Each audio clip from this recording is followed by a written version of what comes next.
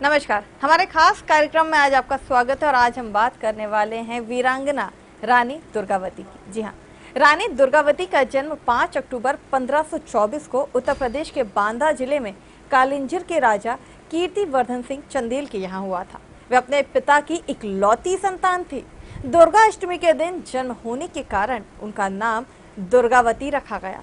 नाम के अनुरूप ही तेज, साहस, शौर्य और सुंदरता के कारण इनकी प्रसिद्धि सब ओर फैली हुई थी। वहीं अगर बात की जाए तो मध्य प्रदेश के गोंडवाना क्षेत्र में शासन भी किया। उनका जन्म 5 अक्टूबर 1924 को हुआ था, जिसके बाद वो काफ़ी लाडली और बड़े स्नेह से उन्हें पाला गया था, क्योंकि वो अपने पिता की इकलौती संतान थी। उन्होंने अपने विवाह के 4 वर्ष बाद अपने पति गौंड राजा दलपत शाह की असमय मृत्यु के बाद अपने पुत्र वीर नारायण को सिंहासन पर बैठाकर उनके संरक्षक के रूप में स्वयं शासन करना प्रारंभ किया। इसके साथ ही शासन में राज्य की बहुत उन्नति हुई। दुर्गावती को तीर तथा बंदूक चलाने का अच्छा अभ्यास था।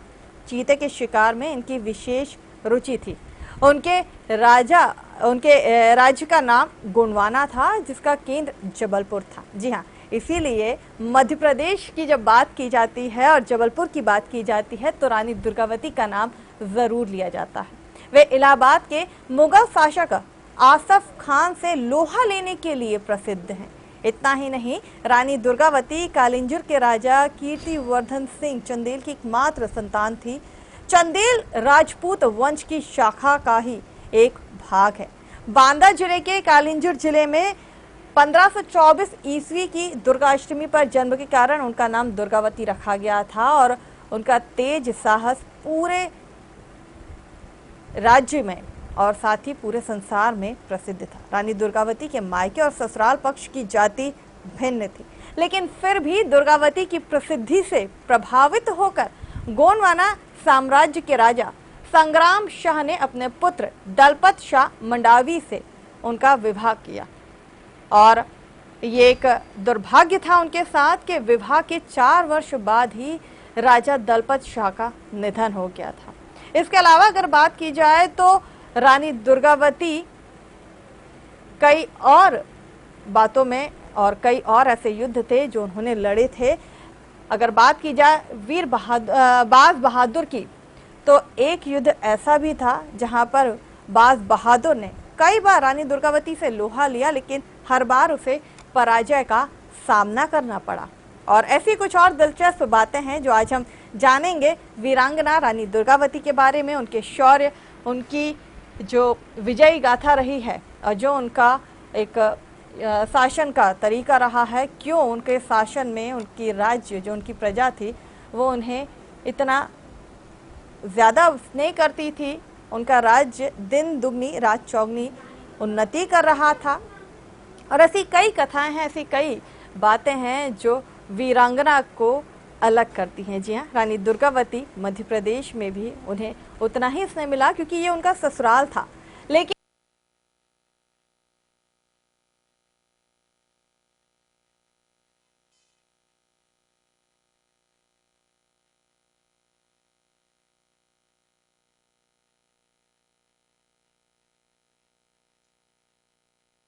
तो वीरांगना रानी दुर्गावती के बारे में आज हम चर्चा कर रहे हैं और भी दिलचस्प जो चीज़ें हैं, जो बातें हैं, वो हम ज़रूर जानेंगे, क्योंकि इतिहास में रानी दुर्गावती का नाम स्वर्ण अक्षरों में लिखा गया है।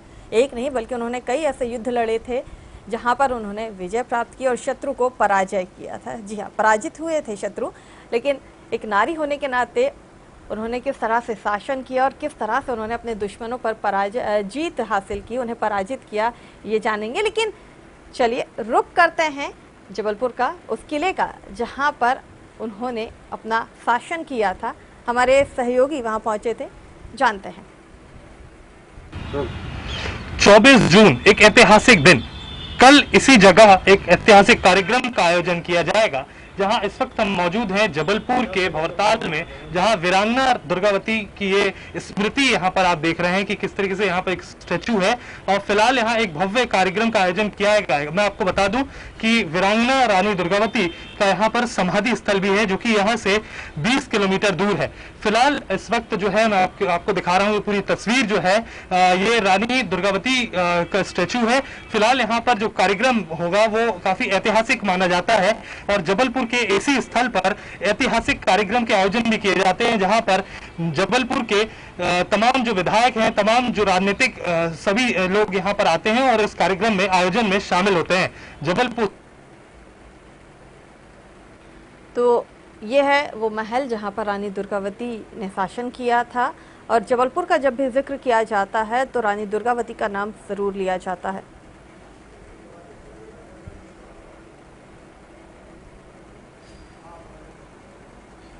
पाँच अक्टूबर 1524 को उत्तर प्रदेश के बांदा जिले में इनका जन्म हुआ था। मध्य प्रदेश का जबलपुर इनका ससुराल रहा है। और चलिए हमारे साथ आज इस पर चर्चा करने के लिए हमारे साथ जुड़े हैं हमारे स्टूडियो से हमारे editor in chief Ramesh Sharma ji. Sir बहुत बहुत स्वागत है आपका। और साथ ही वरिष्ठ इतिहासकार मोहन शशि भी हमारे साथ जुड़ेंगे, लेकिन उनके जुड़ने में कुछ समय ज़रूर लगेगा। रमेश जी आपसे चर्चा शुरू करती हूँ। रानी दुर्गावती का नाम लिया जाता है तो इतिहास के पन्नों को अगर हम पलट के देखें तो कई ऐसी कथाएं हैं, कई ऐसी गाथाएं हैं जो वीरांगना रानी दुर्गावती को सभी से अलग करती हैं। निश्चित रूप से ये आपने बिल्कुल सही कहा और आमतौर पर ये जो आपने जिक्र किया है, जो गोंडवाने में युद्ध हुआ, ये इलाहाबाद का जो आसफ खान था वो मुगलों का सूबेदार था वहाँ पर, और अकबर के कहने पर, मुगलों के कहने पर उसने बड़ी फौज को लेकर के लगभग 30,000 की फौज को लेकर के उस गोंडवानी को घेरा और वो युद्ध चला। लेकिन रानी दुर्गावती ने इस युद्ध से पहले 20 साल पहले ये जो आपने बताया था कि शेर शाह सूरी का युद्ध, मैं समझता हूँ कि ये लगभग 1544 में कालिंगर पर जब उसने आक्रमण किया था तब रानी जी का विवाह हुआ नहीं था, वो अपने मायके में थी, इकलौती संतान थी, और तोप खाने के कारण, शेर शाह सूरी के पास तोप खाना था, तोप खाने के कारण कालिंगर दुर्ग की जो दीवार थी वो थोड़ी सी गिर गई और राजा वहाँ के जो कीर्तिवर्धन थे, इनके पिता थे, वो घायल हो गए। और तब रानी को ऐसा लगा कि संभव था, और कई रानियों ने जोहर का भी वहाँ पर इंतजाम करने शुरू कर दिया। तब दुर्गावती सामने आई और उन्होंने बातों में उलझाया और संदेश भेजा कि हम सरेंडर को तैयार हैं।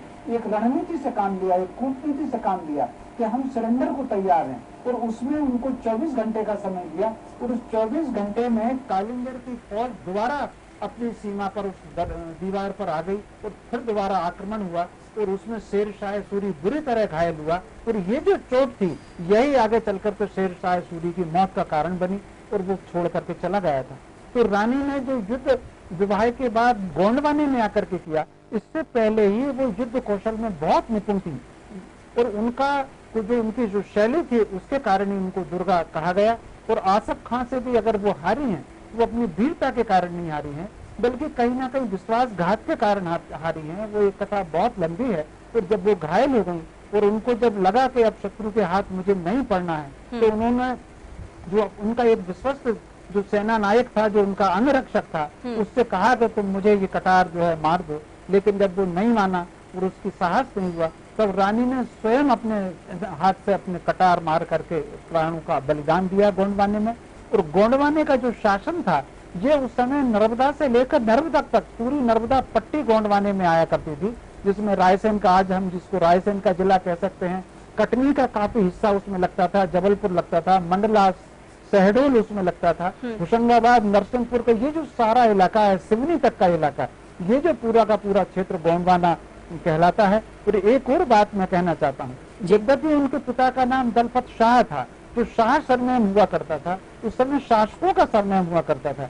आगे चल करके कुछ लोगों ने ये फैलाया कि वो लोग बनवासी परिवार के थे, तो उन दोनों कुल मिलाकर के जो चंद्रवंशी क्षत्रिय परिवार की थी, जिन लोगों ने, कुछ लोगों ने उनको फिर हालांकि बनवासी भी कहा आज के इतिहास के पुस्तकों में, क्योंकि जो अंग्रेज कह करके चले गए उनको बनवासी लिखा जाता है, लेकिन वो चंद्रवंशी क्षत्रिय थी, मायके से भी चंद्रवंशी क्षत्रिय थी और ससुराल से भी चंद्रवंशी क्षत्रिय थी। तो उनका जो शौर्य है, बल्कि उनके शौर्य की कहानियां, जो प्रतिदिन के जो छोटे छोटे हमले हुए हैं, आसफ खां का तो बड़ा हमला हुआ है। जबलपुर अगर आप देखेंगे गोंडवाना, तो केवल बुंदेलखंड को छोड़ करके गोंडवाना 3 तरफ से जो घिरा हुआ था वो सुल्तानों और मुगलों की सीमाओं से घिरा हुआ था। लगातार जो आक्रमण होते थे, दुर्गावती ने उन आक्रमणों को झेला। जब उनके पति भी जिंदा थे तब भी उन्होंने युद्ध में हिस्सा लिया है। और एक बार तो युद्ध लड़ते हुए वो होशंगाबाद को क्रॉस करके बुधनी के क्षेत्र तक भी आई हुई हैं। तो कुल मिलाकर के उनके वीरता और शौर्य के जो किस्से हैं वो बहुत अद्भुत हैं। और आज उनका जो पुण्य स्मरण का दिन है, बलिदान का दिन है, मैं उनको कोटि कोटि नमन करता हूँ। बिल्कुल रमेश जी, क्योंकि आपने जिक्र किया उनके गोंडवाना होने का, हालांकि उनका जन्म उत्तर प्रदेश के बांदा में हुआ था। कीर्तिवर्धन सिंह चंदेल जो थे वो उनके पिता थे। अगर एक महिला के नाते देखा जाए तो रानी दुर्गावती के नाम से उन्हें उनकी प्रसिद्धि थी, लेकिन वीरांगना शब्द जब जुड़ता है तो कथाएं बहुत सारी होती हैं, बातें जो हैं वो अगर इतिहास को खोल के देखें तो बहुत सारी ऐसी कथाएं हमें मिलती हैं, शौर्य की गाथाएं हमें देखने को मिलती है जहाँ पर कैसे वो रानी दुर्गावती से वीरांगना बनी थी। लेकिन कहते हैं ना कि कई बार जो बच्चे होते हैं उनके जन्म के बाद ही समझ में आ जाता है कि वो बड़े होकर क्या करेंगे। कुछ इस तरह का ही उनका जो शैली थी, उनकी जो युद्ध करने की चाह थी, या फिर ये कहें कि युद्ध कौशल में जिस तरह से वो निपुण थी। शिकार करना उन्हें पसंद था, इसके अलावा कटार चलाना, तलवार चलाना और बंदूक चलाने की वो शौकीन थी और उसमें वो पूरी तरह से निपुण थी। यानी कि कहीं ना कहीं उनके अंदर जो क्षमता थी युद्ध की वो पहले से ही थी। उन्होंने अपने आप को इस कौशल में पहले ही तैयार किया था। जी निश्चित रूप से, जैसा कि मैंने कहा कि जब शेरशाह सूरी का आक्रमण हुआ था कालिंगर पर तो तब वो मुश्किल से 20 वर्ष की थी। और उनको जितने शस्त्र हैं, उनका जो कटार चलाने का तरीका, जो फेंक करके कटार चलाना, वो निशाना उनका बहुत अद्भुत था। उनका तीर का निशाना बहुत अद्भुत था। तलवार से लेकर के प्रत्यक्ष युद्ध तो करना ही है, लेकिन अगर कहीं उन्होंने निशाना साध करके शिकार के समय उन्होंने कटार मार दी है, युद्ध में भी अगर ये कालिंगर के युद्ध में, शेरशाह सूरी के युद्ध में ये माना जाता है कि उन्होंने दीवार पर खड़े होकर के शेरशाह सूरी को कटार फेंक करके मारी थी, तो जो उसके निशाने पर लगी थी, तो वो कटार का निशाना सही लगाती थी, उनका तीर का निशाना सही थी, वो बंदूक चलाना जानती थी, तो तोप का चलाना जानती थी। आप अगर कालिंगर का युद्ध 1544 के युद्ध का वर्णन अगर पढ़ेंगे तो उसमें वो तोप खाने के पास खड़े होकर के उन्होंने तोप संचालन कहा कि गोला उस तरफ को चलाइए। तो कुल मिलाकर के वो तोप चलाने में भी निपुण थी, वो बंदूक चलाने में निपुण थी, वो तीर चलाने में निपुण थी, वो कटार चलाने में निपुण थी। और निश्चित रूप से ये जो हमारे यहाँ भारत में कहीं ना कहीं ये माना गया है, हमारे यहाँ शक्ति का केंद्र तो नारी को ही माना गया। ये वो समय था जब सारी क्षत्रिय कन्याओं को शस्त्र संचालन सिखाया ही जाता था और वो प्रत्यक्ष युद्ध में हिस्सा लेती थी। हमारे यहाँ नारी क्योंकि शक्ति का प्रतीक है, तभी तो हम आदि शक्ति के रूप में देवी की मतलब पूजन करते हैं।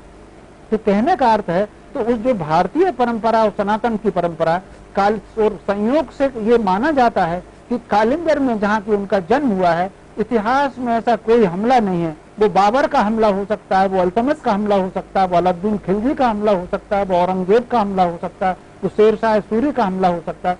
ऐसा कोई युद्ध नहीं है जो हमला कालिंगर पर ना हुआ हो। तो कुल मिलाकर के उनकी परवरिश 1530 में 1524 जन्म है दुर्गावती का, तो 1530 में बाबर का आक्रमण हुआ है कालिंगर पर। तो उन्होंने जन्म से क्योंकि युद्ध देखा है, जन्म से उन्होंने हमले देखे हैं, तो लिहाजा उनका जो बिल्ड है, जो उनकी रचना है, मानसिक रचना, शारीरिक रचना, संकल्प की रचना, ये कहीं ना कहीं बिल्कुल युद्ध के लिए, संघर्ष के लिए, जूझने के लिए और शत्रु से सामना करने की जो शैली उनकी रही है, वो उनको मान करके चलिए कि जब वो गर्भ अवस्था में रही होंगी तब भी कोई ना कोई, क्योंकि मुझे तो 1530 का तो मुझे कंफर्म याद है कि 1530 में बाबर ने हमला किया था। बाबर खानवा के मैदान से निकल करके सीधा कालिंगर की तरफ बढ़ा था। तो कुल मिलाकर के उन्होंने हमले बचपन से देखे हैं, इसलिए उनको सामना करने की युद्ध शैली में वो निपुण रही हैं। और शायद यही वजह है कि जिस तरह की उनकी शैली थी वो उन्हें बाकी कन्याओं से भिन्न करती थी। इसके बारे में चर्चा करेंगे, लेकिन यहाँ पर हम एक छोटा सा ब्रेक लेते हैं और इसके बाद भी वीरांगना रानी दुर्गावती पर हम यूं ही चर्चा करेंगे। फिलहाल रुकते हैं, छपका एक बार फिर स्वागत है हमारे खास कार्यक्रम वीरांगना रानी दुर्गावती में, और इसी पर हम चर्चा कर रहे हैं क्योंकि इतिहास के कुछ ऐसे पन्ने होते हैं जिन्हें जानना आज की युवा पीढ़ी के लिए बेहद जरूरी होता है।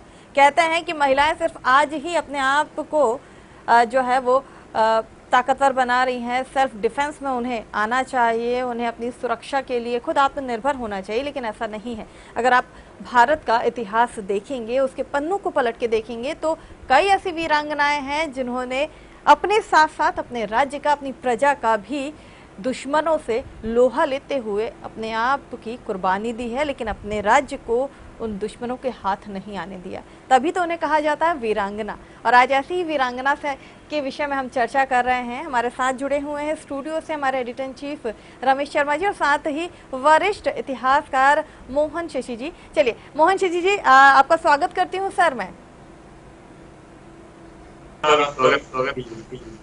मोहन शशि जी, अगर जबलपुर की बात की जाती है तो वीरांगना रानी दुर्गावती का नाम सबसे पहले लिया जाता है। एक इतिहास के पन्नों को अगर हम देखें तो कई ऐसी कथाएं, कई ऐसी गाथाएं हैं जहां पर उन्होंने खुद को रानी दुर्गावती से वीरांगना रानी दुर्गावती में जो है बदला है, या उस रूप में उन्हें देखा गया एक नारी होने के नाते।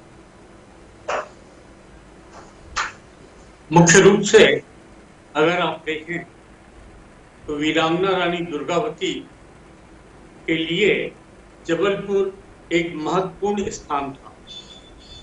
मदन महल और उसके इर्द गिर्द का बहुत बड़ा इलाका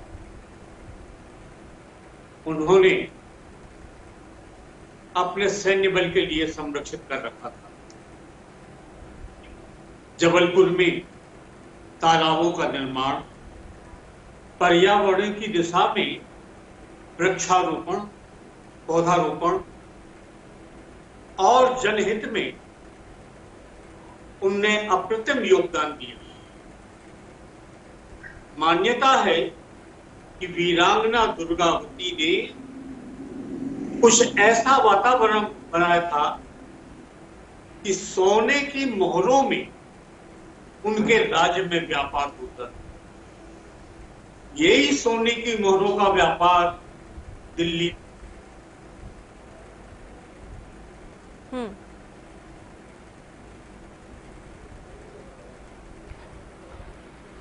बिल्कुल आगे जरूर बात करेंगे इसी विषय पर। रमेश जी क्या कहेंगे, क्योंकि एक महिला के लिए हमेशा ये कहा जाता है, एक महिला के तौर पर अगर बात की जाए या एक स्त्री के तौर पर बात की जाए, तो अगर वो रानी रही है तो वो बहुत लाड़ प्यार से पली है, बहुत नाजों से उसे रखा जाता है। आज भी हमारे समाज में बेटियों को बहुत स्नेह किया जाता है, उन्हें बहुत प्यार से रखा जाता है। लेकिन दुर्गावती से रानी दुर्गावती, वीरांगना रानी दुर्गावती का जो दौर रहा था, उनका जो सफर उन्होंने तय किया था, उसमें कई सारी चुनौतियां थी, कई सारे ऐसे युद्ध उन्होंने देखे थे और उन पर विजय भी अपने शत्रुओं पर उन्होंने बेखौफ पाई थी, जहां पर ये कहना काफी मुश्किल था एक पुरुष अगर वहां होता या तो शायद एक तरफ वो शायद हथियार फेंक देते, शायद मैं पूरी तरह से नहीं इस बात को मानूंगी, लेकिन एक महिला होने के नाते जिस तरह से उन्होंने लोहा लिया वो वाकई काबिले तारीफ रहा है। ये रही है कि यहाँ बच्चों को के सर्वांगीण विकास पर बहुत ज्यादा जोर दिया जाता है। वो सक्षम बने, समृद्ध बने, सक्षम शारीरिक रूप से, मानसिक रूप से, बौद्धिक रूप से, प्राण शक्ति के रूप में सक्षम बने। हमारे यहाँ अगर देखेंगे तो जो पुंसवन संस्कार और सीमंतोन्नयन संस्कार जो गर्भावस्था में होते हैं, इनका उद्देश्य ही पुरुषार्थ की वृद्धि और वो सीमाओं की वृद्धि। सीमंतोन्नयन यानी आपकी सीमाओं का विस्तार होना, सीमाओं का विस्तार होना चाहिए कि जो आपकी शारीरिक क्षमताएं हैं। तो दुर्गावती का बचपन उसी के अनुरूप उनको ढाला गया। उनको लाड़ और प्रेम तो जो मिला अपनी जगह मिला, बाकी उनको एक राजकुमारी, एक अच्छी वीरांगना के रूप में तराशा गया है। और ये परंपरा रही है भारत में। भारत के जितने राजकुमार रहे हैं, जितनी राजकुमारियां रही हैं, कोशिश ये की गई है उनके माता पिता ने कि वो अच्छे ढंग से ढाले जाएं। तो दुर्गावती को उसी ढंग से ढाला गया था, इसीलिए वो शस्त्र विद्या में बहुत निपुण थी, वो शारीरिक रूप से भी सक्षम थी। तो उनका आकर्षण तो अपनी जगह था, लेकिन कहीं ना कहीं जिसको कहते हैं ना फिजिकल स्ट्रेंथ जिसको कहते हैं, वो शारीरिक क्षमता में उनमें बहुत अद्भुत थी। वो लगातार कई घंटों तक जाग करके जंगल की यात्रा कर सकती थी, सफर कर सकती थी। कालिंजर से अगर वो गोंडवाना आती थी तो रास्ते में वो विश्राम नहीं करती थी, वो पूरे दिन भर में आ जाती थी। आप अगर नक्शे में देखेंगे तो कितनी दूर कालिंजर है और कितनी दूर गोंडवाने में उनका किला है। और आज तो अब क्योंकि कार बहुत तेज चलती है, उन दिनों उनको घुड़सवारी या उनको रथ में आना होता था, तो घुड़सवारी करके तो ये दिन भर में आ जाती थी, वो रात्रि में विश्राम नहीं करती थी, जब उनका वर्णन आया। तो मोटे तौर पर उनकी जो व्यक्तित्व की व्यापकता है वो कहीं ना कहीं उनके बिल्ड के रूप में रही है, जो कालिंजर में शेरशाह सूरी के युद्ध के समय भी सामने आई है और आसफ खां के समय भी सामने आई है। और ज्यादा मोहन शशि जी बल्कि उनसे आग्रह करूंगा, वो इतिहासविद हैं और इस विषय के विशेष जानकार हैं, उनसे मेरा आग्रह है कि और उनकी विशेषताएं क्या रही, उनकी शासन पद्धति कैसी रही, प्रजा के साथ उनका बर्ताव कैसा रहा, और विशेषकर आप कल्पना कर सकते उस समय उन्होंने जो कृषि विस्तार के काम उन्होंने करवाए थे, सिंचित कृषि का क्षेत्र जो बनवाया था, और वन क्षेत्रों के संरक्षण का जो काम किया था, पानी के निकास का जो काम किया था, वो बहुत अद्भुत थी। मेरा आग्रह मोहन शशि जी से है कि वो उनके उन कामों का भी उल्लेख करें कि किस तरीके से जबलपुर, और न केवल जबलपुर बल्कि पूरे गोंडवाना में नहरें और जो दूसरी चीजों की तरफ उन्होंने काम किया था। बिल्कुल। मोहन शशि जी, सर आपके पास आती हूँ फिर से। देखिए, जहां तक उनके बचपन का प्रश्न है जी, रानी दुर्गावती ने खिलौने खेले ही कहां, वो तो बचपन से ही अस्त्र शस्त्रों से खेलती थी। चाकू, छुरी, तलवार, धनुष, बाण उनके खिलौने होते थे। मान्यता है कि दौड़ते घोड़े पर चढ़ जावे गजबई भरे छलांग, दौड़ते घोड़े पर चढ़ जावे गजबई भरे छलांग, वीर बलि जैसी हर खूबी पूरी करती मां। बचपन से युद्ध कौशल में विरक्त थी और जब उन पर दायित्व आया राजमाता के रूप में वीर नारायण को संभालना कर राज्य के संचालन का, तब सारे गौड़वानों को उनने चंगन मंगन करके रख दिया। चाहे जल स्रोतों का प्रश्न हो, जबलपुर में 56 तालतलैया उनने उनकी स्मृति में, और उनके जो अधीनस्थ थे आधार सिंह आदि उनकी स्मृति बने, जो आज भी कृषि को संरक्षित करते हैं। जहां तक उनके रण कौशल की बात है, उसकी चर्चा मेरे पूर्ववक्ता ने की है। आप अगला प्रश्न करें, जरा स्पष्ट करें तो मैं स्पष्ट उत्तर दूं। बिल्कुल।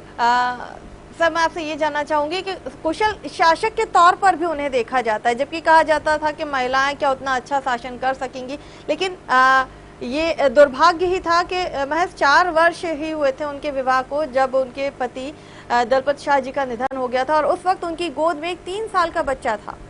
अपने उस बच्चे को संभालने की एक बहुत बड़ी जिम्मेदारी, और साथ ही उस वक्त अपने राज्य को, अपनी प्रजा को संभालना एक बड़ी चुनौती था, और साथ ही अपने शत्रुओं से किस तरह से अपने राज्य की रक्षा करें, कैसे उसे उन्नति की पथ पर लेकर जाएं, संपन्न राज्य बनाएं, ये बहुत बड़ी चुनौतियां थी उस वक्त उनके सामने, जिसका उन्होंने बेखौफ होकर निश्चित रूप से वीरांगना दुर्गावती ने 16 वर्ष पूरी कुशलता के साथ शासन का संचालन किया।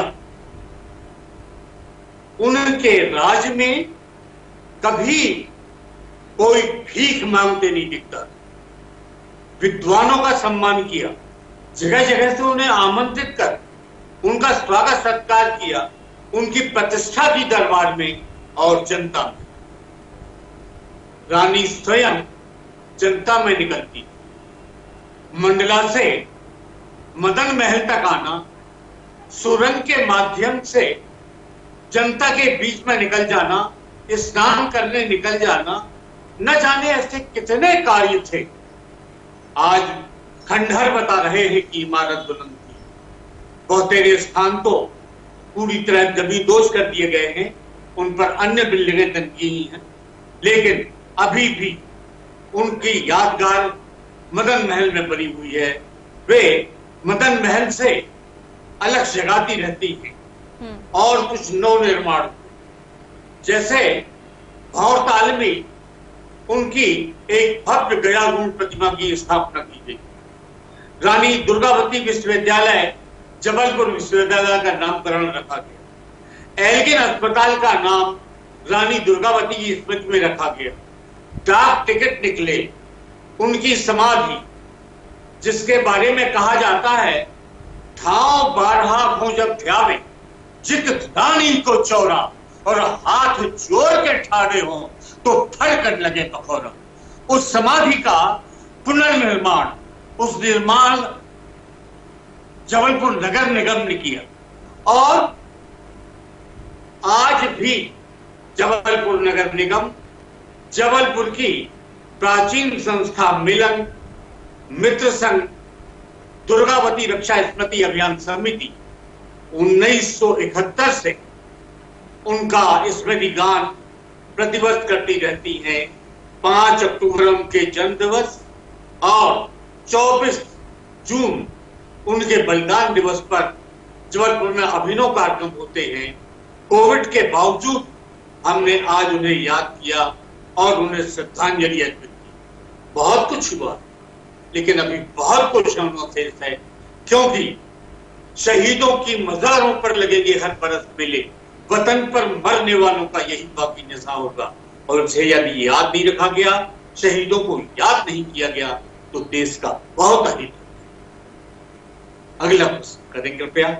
वाकई रमेश जी, आपके पास आती हूँ क्योंकि आपने भी जबलपुर में उस महल को देखा है, उस इमारतों को देखा है जहाँ पर रानी दुर्गावती ने शासन किया था, बहुत नज़दीक से आपने देखा है।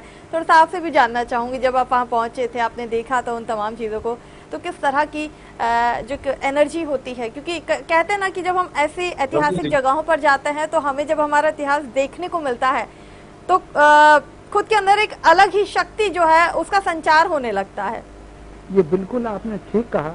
भारत में कुछ जो गिने चुने ऐसे स्थान है जहाँ जाकर के आपको एक विशेष प्रकार की ऊर्जा मिलती है, और वहाँ उनको स्मरण करने से बल्कि मैं कहूँगा कि रोमांचित हम हो जाते हैं, रोम खड़े हो जाते हैं। तो रानी दुर्गावती का वो जो किला है, वो महल है, वो सारा इलाका, अगर आप वहाँ पर घूमने अगर चलने लगेंगे और फिर उन कक्षों के सामने चलने लगेंगे जहाँ रानी दुर्गावती का उनका एक निवास भी रहा है, उनका मूवमेंट स्थल भी रहा है, उनका स्नान स्थल भी रहा है, वहाँ अगर आप मूवमेंट करेंगे तो स्वाभाविक रूप से उनकी स्मृति में आप रोमांचित होते हैं।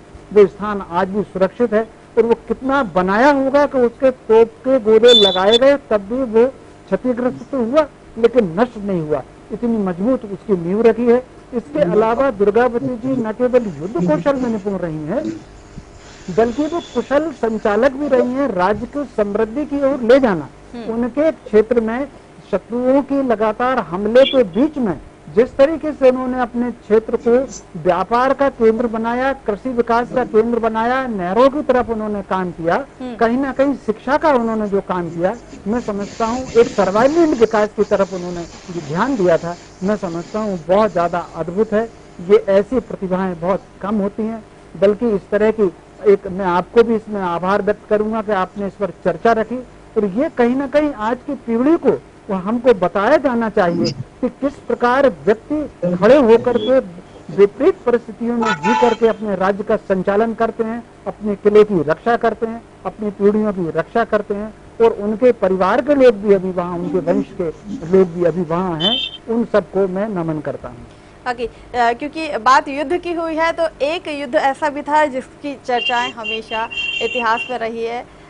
बाज बहादुर के युद्ध की मैं बात करूंगी। उसने कई बार जीत हासिल करने की कोशिश की, लेकिन हमेशा पराजय उसे हाथ आई थी। मोहन शशि जी, इस युद्ध को लेकर आप क्या कहना चाहेंगे? ये भी एक ऐसी कथा थी जिसे हम जानना चाहेंगे। देखिए, शशि जी से पूछा ना जी, यही सवाल आपसे भी है, लेकिन मोहन जी आप क्या कहेंगे इस युद्ध को लेकर? किस को देखकर जी, बाज बहादुर ने मालवा के सुल्तान ने जब आक्रमण किया था जी, बाज बहादुर ने तो जी उनके वैधव्य का फायदा उठाना चाहिए। वो समझ रहा था कि दलपत शाह के बाद अब मंडा में कुछ बचा नहीं है, और वो सामान्य रूप से बहुत सहज रूप से रानी दुर्गावती को पराजित करके उसे अपने राज्य में समाहित कर लिया। लेकिन वो अबला नहीं थी, वो सबला थी, और उस सबला ने वो मजा चखाया कि उसको प्राणों पर बनाई और भागते गली नहीं। वहां से ही रानी की कीर्ति दिल्ली तक पहुंची, और फिर जो युद्ध हुआ वो न भूतो न भविष्य थी। अगर आप कहें थोड़ा सा समय हो, बिल्कुल तो बिल्कुल इस युद्ध बिल्कुल हम जानना चाहेंगे इस युद्ध के बारे में भी आपसे। हाँ, तो मैं उस बारे में कहना चाहूंगा कि जो आसफ खां का युद्ध हुआ, उसका अंतिम मोर्चा, अंतिम पटाक्षेप वीरन ने अभिमन्यु जैसी व्यूहन लड़ी लड़ाई, वीरन ने अभिमन्यु जैसी व्यूहन लड़ी लड़ाई, गिन गिन के वैरिन को मारा जब लोग मौत न आई। दुश्मन की सेना पे रानी टूटी बनके गाज, दुश्मन की सेना पे रानी टूटी बनके गाज, भूल गए चौपड़ी जिन्हें रहा कर बलछल पे नाच। उनके आगे 10-50 क्या 100-100 टिकन न पाते, उनके आगे 10-50 क्या 100-100 टिकन न पावे, मारे मरे तो कितनो दहशत में मर जा, मारे मरे तो कितनो दहशत में मर जावे। नाव चलत जो काई छटे त्यों छटते मुगल पठान, नाव चलत जो काई छटे त्यों छटते मुगल पठान। आसफ खां को लगा पड़ी क्या फिर सांसत में जान, आसफ खां को लगा पड़ी क्या फिर सांसत में जान। कारण चंडी रूप, अरे क्या रणचंडी रूप कि जोधा बड़े बड़े ठर्रावे, कारण चंडी रूप कि जोधा बड़े बड़े ठर्रावे। आंखन अंगारे उगले हाथन बिजली बरसावे, दावे दबे न काऊ से रानी जू की परछाई। अपने तक हैरान आज तो गजब करे हो माई, अरे अपने तक हैरान आज तो गजब करे हो माई। रक्त बीज सो दुश्मन तो दुर्गावती जानो दुर्गा, कोई सीधो गुटका गो कोई मारो गो जैसे मुर्गा। तबई तीर दो महत्वपूर्ण बात, सबसे महत्वपूर्ण बात रानी के जीवन के इतिहास। तबई तीर दो करे कनपटी लगे अनी ना निकली, तबई तीर दो करे कनपटी लगे अनी ना निकली। तब उस शत्रु पे सांस रहत रानी जू बेजा बिखरी। मंडला जावे की सोची बाधा बन गो न रही नाला, बेजा बरसाती और बेजा बाहर। मंडला जावे की सोची बाधा बन गो न रही नाला, समझ गई कि मौत आ रही पखट न जावे टारा। दलपत साकी दई कटार छाती पे लई उतार, कर्जा चुका दो माटी को मां गई सरक सदार। मर के जुग जुग से जिंदा है जन जन जान समाई, और आजादी के आहुति दे गई अजर अमर है माई। दुर्गावती अजर अमर है माई, उन्हें नमन उन्हें विनम्र श्रद्धांजलि। और कुछ हो वाकई रमेश जी आपके पास आती हूँ, क्योंकि जब आपसे मेरी चर्चा हो रही थी तब इस बात का जिक्र जरूर हुआ था। आपने ये कहा था कि वो हारी नहीं थी, उन्होंने अपने शौर्य को कम नहीं होने दिया था, लेकिन वो दुश्मन के हाथ से मरना नहीं चाहती थी, इसलिए उस कटार का इस्तेमाल उन्होंने खुद किया था। हालांकि उन्होंने इसके लिए अपने सहयोगी को बोला था, लेकिन उसकी हिम्मत नहीं हुई थी कि वो उनके सीने में वो कटार उतारे, और तब जाकर उस कटार को उन्होंने खुद अपने सीने में उतारा था, क्योंकि वो कहीं भी और कभी भी अपने दुश्मन के हाथ से मृत्यु नहीं पाना चाहती थी, उसके हाथ से हार नहीं मानना चाहती थी। कुछ इस तरह की थी वीरांगना रानी दुर्गावती। बिल्कुल आपने सही कहा, क्योंकि दरअसल में ये जो मध्यकाल के हमलावर थे, ये मध्यकाल के हमलावर जिस प्रकार महिलाओं के साथ व्यवहार करते थे, उसके कारण भारतीय महिलाओं के मन में ये था कि हमारा शरीर भी उनको ना लगे। इसलिए बड़ी संख्या में जोहर हुए हैं, हर किले में जोहर हुए हैं, और जहाँ जोहर नहीं हुए उन्होंने खुद अपने हाथ से कटार मार ली, या किसी से कह दिया कि तुम मार लो। उसी प्रकार रानी दुर्गावती ने स्वयं कटार अपने हृदय में मारी।